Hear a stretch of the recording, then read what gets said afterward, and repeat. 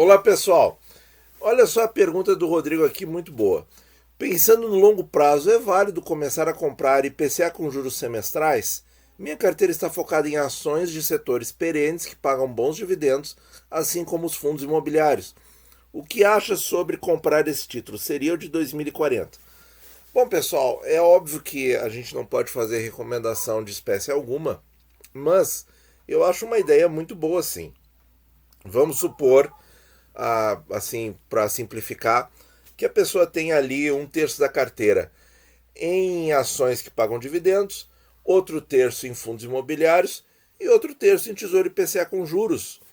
Né? Qual é o problema? É ótimo, certo? O tesouro IPCA com juros, comparativamente aos fundos imobiliários, certo? Ele pode pagar menos, porque os fundos imobiliários têm um yield acima do cupom da NTNB, sim, porque os fundos imobiliários, obviamente, têm mais risco, certo? Por isso que a gente tem que ter uma carteira diversificada em fundos imobiliários, aquela conversa toda, certo? Que a gente não vai aprofundar nesse vídeo, mas, enfim, o conhecimento está aí. Eu tenho uma playlist pequenininha sobre FIIs, vocês podem dar o comecinho ali, se quiserem, comecinho do conhecimento. Bom, e aí o que eu digo? O Tesouro IPCA com juros semestrais, ele tem uma vantagem, certo? Ele tem uma vantagenzinha que eu acho assim.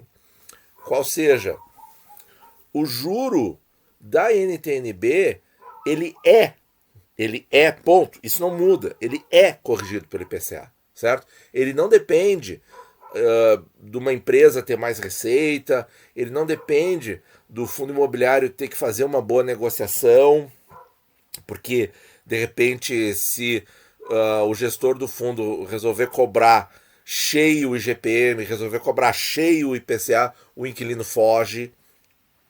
Na NTNB paga menos, mas não tem essa variação. Não tem, certo? A gente vai ter inflação reposta na NTNB sempre. Por quê? Porque os 2,95% que são fixos do VNA, que é o valor do cupom, 2,95% do VNA a cada semestre, certo? O VNA aumenta com a inflação. A gente mostra que ele aumenta todos os dias, pessoal. Todos os dias. Ou seja, então a renda que eu recebo hoje na NTNB, no IPCA 40, vamos dizer, é uma. O que eu vou receber no próximo cupom, no próximo semestre é outra, e no outro é outra, e assim por diante, certo?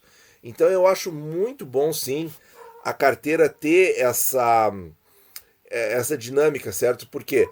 Porque os fundos imobiliários e as ações que pagam dividendos, eles vão ter momentos que eles vão pagar mais que a inflação, e eles vão ter momentos em que eles vão ficar estáveis, certo? Não vão aparentemente aumentar a renda, certo? Mas isso acontece com o tempo, com a valorização natural do mercado de imóveis e dos mercados aonde as outras empresas estão.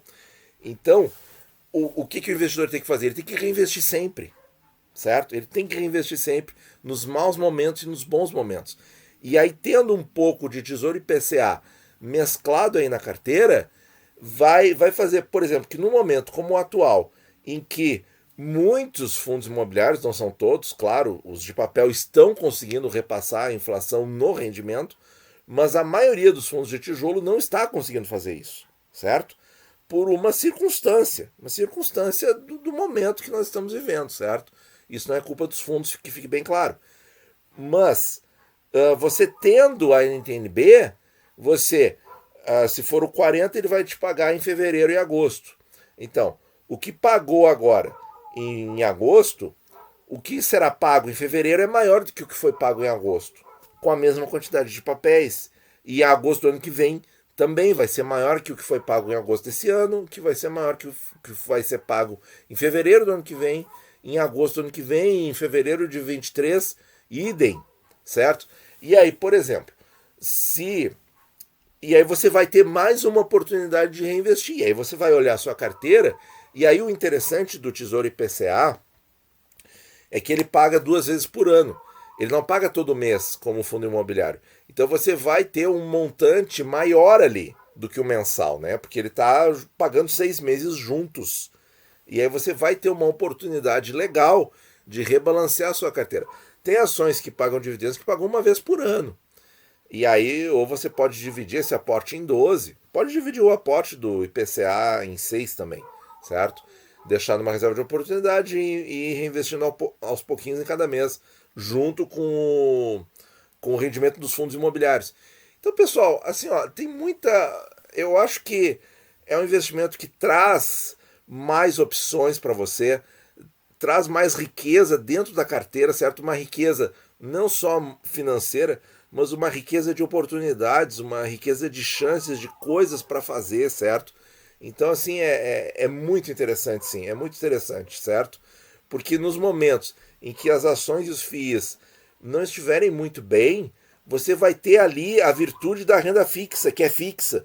Porque a renda fixa do Tesouro IPCA com juros semestrais, ela só aumenta, porque a inflação só aumenta nesse país, certo?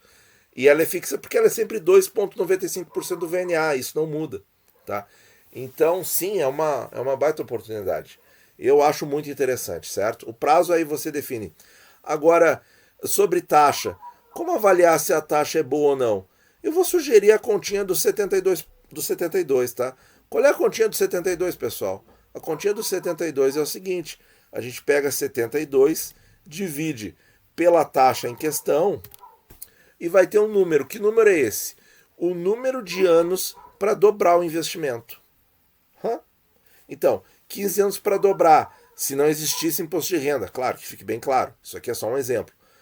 Mas 4,8 real acima da inflação significa que em 15 anos ele dobra nominalmente acima da inflação o capital. Muito legal, né, gente?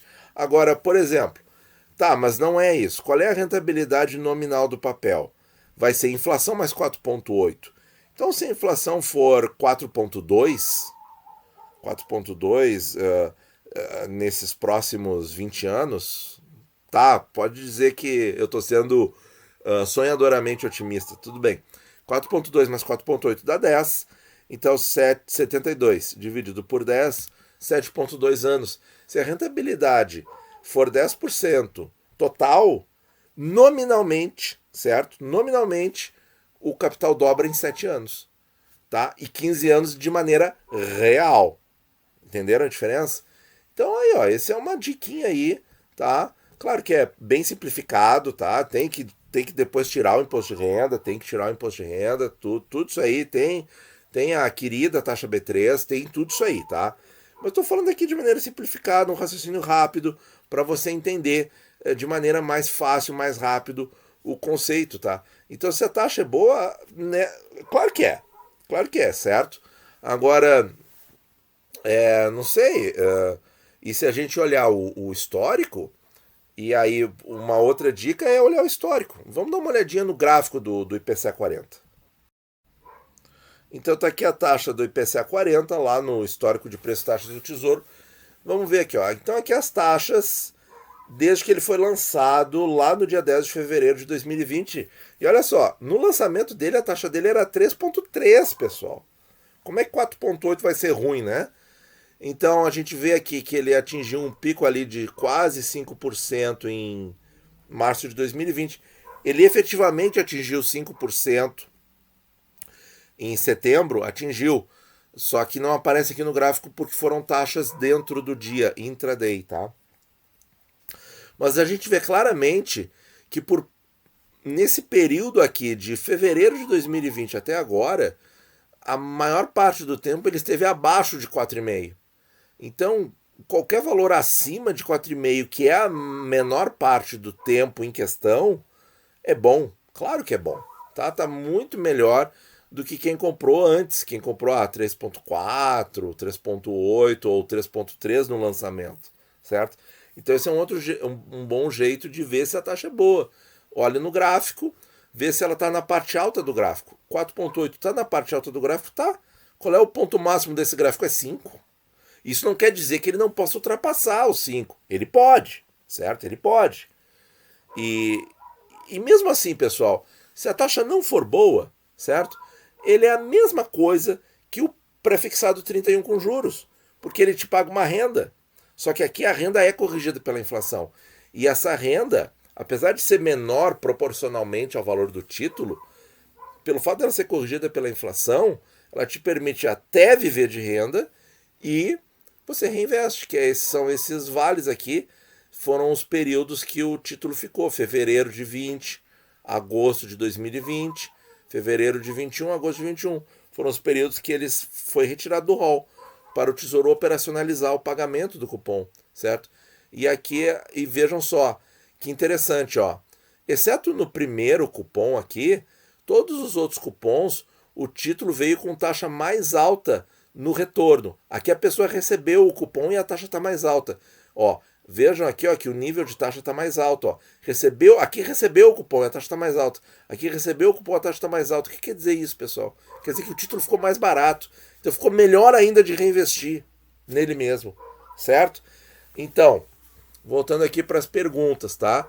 Eu não estou recomendando absolutamente nada, mas eu acho muito bom a título de diversificação. O prazo aí eu deixo com você, porque eu tenho outras preferências. E a taxa de 4,8 eu acho uma taxa muito boa, sim. E mostrei aí 2 jeitos da gente ter essa informação. Se eu não tenho ideia nenhuma se uma taxa no Tesouro Direto é boa, faço a regrinha dos 72 e depois eu vou olhar no gráfico do título, tá bom, pessoal? Muito obrigado por ouvir e bons investimentos a todos.